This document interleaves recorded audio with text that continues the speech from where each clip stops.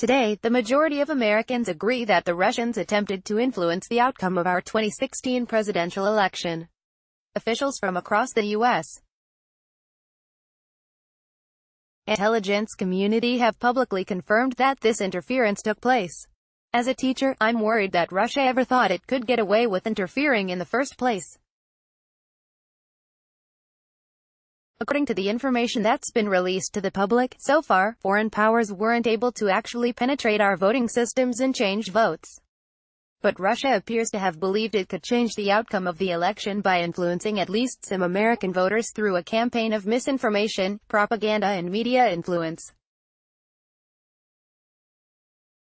American democracy is predicated on the idea that voters will be able to make sound, rational decisions when they enter the voting booth. This requires an electorate capable of seeing through sophistry and cheap appeals to fear. In other words, citizens who have been taught to think critically. I don't mean to suggest that voters should set aside their own ideologies when casting votes.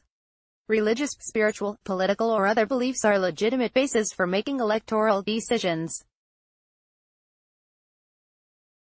But it ought to give all Americans pause that a foreign government thought it could change the outcome of our presidential election through social media manipulation. How did we get here? Are the beliefs and values of Americans so pliable that they can be shifted by some fake news stories on Facebook and rogue Twitter bots? Are the beliefs and values of Americans so pliable that they can be shifted by some fake news stories on Facebook and rogue Twitter bots? As a teacher who has spent a good bit of his time outside of the classroom defending public education, I am the last person to heap all the blame for this on our schools or our educators. Throughout its history, America has seen fit to hold teachers accountable for a host of problems we never created and couldn't possibly fix on our own. I don't want to add mass gullibility to the list. Still, it's clear that our adversaries believed many Americans are susceptible to foreign manipulation.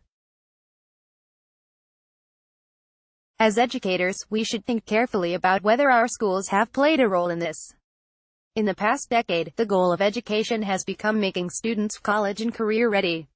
In the interests of bipartisanship, it's worth noting this goal was widely championed by a Democratic administration, with plenty of Republican support. College and career readiness is one of the few things policymakers on all parts of the political spectrum have agreed on. All sorts of policy changes, the Common Core, state standards, expanded testing, school choice, test-based teacher evaluation and so on, can be traced back to the goal of making students college and career ready. For now, I'll set aside the debate about whether these policies actually work and my qualms about conflating college and career readiness to ask instead, should workforce or college preparation be the most important goal of an education system in a representative democracy? Shouldn't citizenship ready be at least as important? Some would have us believe that these goals are one and the same. But I contend being ready for work or higher education is only a part of being ready for citizenship, an important part, certainly, but still only a part. We Americans contribute more to our society than through our work. We consume media, we debate, we influence each other and we vote. And the skills we need to perform these tasks successfully are not necessarily the same ones that we need in the workplace. Again, I know there are plenty of people who would challenge me on this. They are the same ones we often hear talking up soft skills in the workplace, collaboration, creativity, communication and so on. They would have us believe that these skills, which workers use to achieve common goals, are the same skills students need to become engaged citizens. Well, sorry to be contrary, but citizenship often requires us to be contrary. The American workplace, for better or worse, is mostly hierarchical. Yes, employees can create and debate inside the parameters given to them. But most American workers ultimately must submit to an authority, the boss, the customer or the governing power. A democracy, however, requires its citizens to challenge authority. Democratic institutions should be where citizens act, not where they are acted upon. We, as educators, need to teach our students how to exercise their powers as citizens responsibly, which means teaching them to question those in authority and the arguments made on behalf of that authority. I'll admit it's a paradox. Inherently, schools are institutions where student power is curtailed. But, at their best, American schools should be where we train students to ethically push back at the authority we teachers wield. We, as educators, need to teach our students how to exercise their powers as citizens responsibly, which means teaching them to question those in authority. As a music teacher, I deal with issues of student agency on a daily basis. I always listen to my students when it's time to program a concert. However, as both a conductor and as the one responsible for turning them into literate artists, I have the final say on repertoire.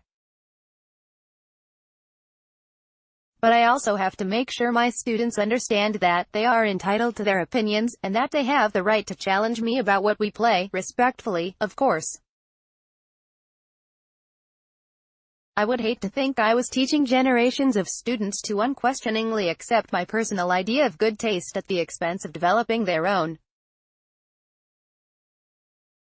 Unfortunately, it appears that Russia, and likely many of our other rivals and allies in the world, believe that many Americans are incapable of the level of critical thought necessary to question what they are being told by authorities in the media, business or government. As a matter of national security, we need to assess what we are doing in our schools to promote this type of thinking. Decades ago, America changed its schooling in response to the Soviets' launching of Sputnik. But the latest attack on our elections by the Russians is a much more serious menace than that orbiting ball of metal ever was. Are we prepared to reassess how we educate our students to meet this new and greater threat? This story was produced by Education Week, a non-profit, independent news organization with comprehensive pre-K-12 news and analysis. Read the original post here. The PBS NewsHour Teachers Lounge blog, written by teachers or school-related staff, gives the public a glimpse into how current events affect life inside schools. If you are an educator and would like to submit an idea for a Teachers Lounge topic, please write Victoria Pasquantonio, Education Editor, at vpasquantonio@newshour.org. Sign up for the PBS NewsHour Education mailer here.